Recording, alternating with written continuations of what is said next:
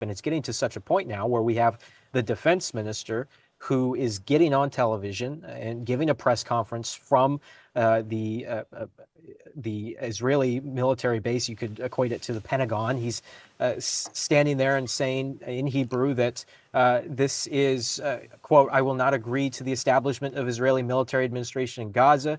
Israel must not exercise civilian control in Gaza." And this is coming from the defense minister who is in his role, in his position, despite last March being temporarily sacked by Netanyahu, and wide protests, Israeli outcry, brought back into the fold and reinstated in his position last year before all of this.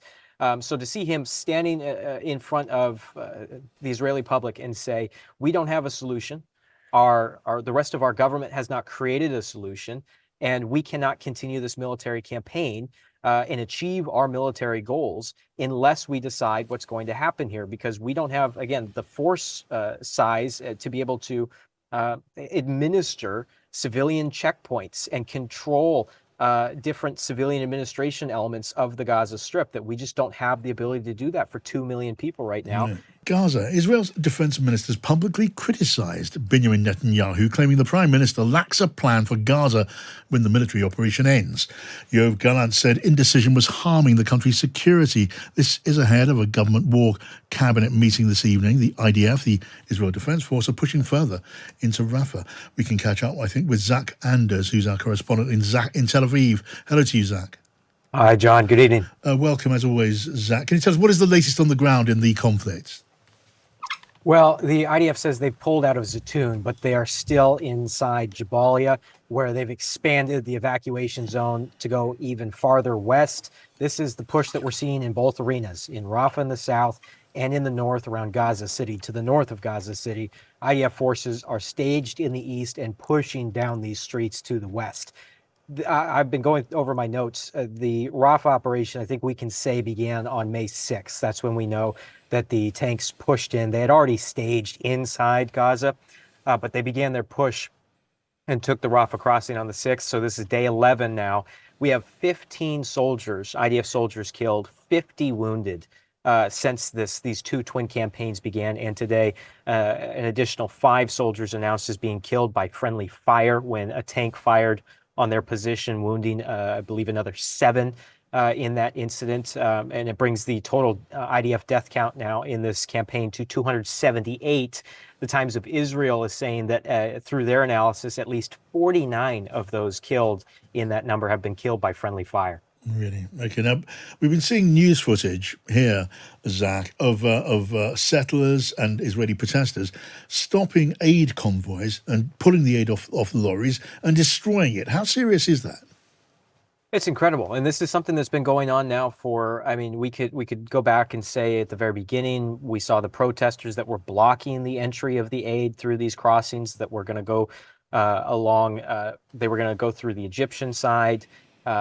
And the Israeli, you could fairly say that these are right-wing many settlers that are, they were putting rocks in the roadway trying to stop the trucks. They were blocking the port of Ashkelon at one point to stop the trucks. It's gone further. And from what we saw the other day, there was even an incident where they mistaken these men pulled the driver out of the truck thinking it was an aid truck, and it wasn't. And they're burning the supplies and setting fires. They're ripping it off the truck. And official reports here, or media reports here rather, in Israel saying that the Palestinian driver coming out of the West Bank was not destined for Gaza. This was not aid that was going to make its way to the Gaza Strip. So the political pressure on the scene here in Israel, how is that going to affect? It's hard to say. This is something that's been going on for quite a while, and these protests, even as I've witnessed them down by these crossings, have largely gone without police intervention. There have been some exceptions when they brought out water cannons and tried to disperse the protests, and that's made the news. But these protests have been almost daily, and there's been a lot of incidents where the police stand there, watch as this happens, and the protesters are allowed to block these crossings and block the aid. Extraordinary scenes, and condemned by leaders, including the British Foreign Secretary David Cameron. Now, meanwhile, Headlines here now about pressure growing on Benjamin Netanyahu from within his own government, as well as it is suggested from within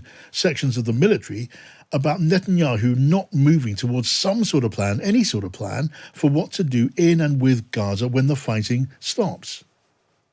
Yeah, and remember, we were talking about this earlier in the week that they are in such a bind now by the American pressure, the international pressure to create a solution to the problem that they've brought about, which is who is going to be the civilian administration inside the Gaza Strip. And it's getting to such a point now where we have the defense minister who is getting on television and giving a press conference from the Israeli military base. You could equate it to the Pentagon. He's standing there and saying in Hebrew that this is, quote, I will not agree to the establishment of Israeli military administration in Gaza. Israel must not exercise civilian control in Gaza. And this is coming from the defense minister who is in his role, in his position, despite last March being temporarily sacked by Netanyahu. And wide protests, Israeli outcry, brought back into the fold and reinstated in his position last year before all of this. So to see him standing in front of the Israeli public and say, we don't have a solution, the rest of our government has not created a solution, and we cannot continue this military campaign and achieve our military goals unless we decide what's going to happen here, because we don't have, again, the force size to be able to administer civilian checkpoints and control different civilian administration elements of the Gaza Strip, that we just don't have the ability to do that for 2 million people right now. Right. They continue to look out for Arab partners, but again, no one wants to get involved in a situation where aid workers are actively being shot in UN vehicles, where airstrikes are happening on World Central Kitchen.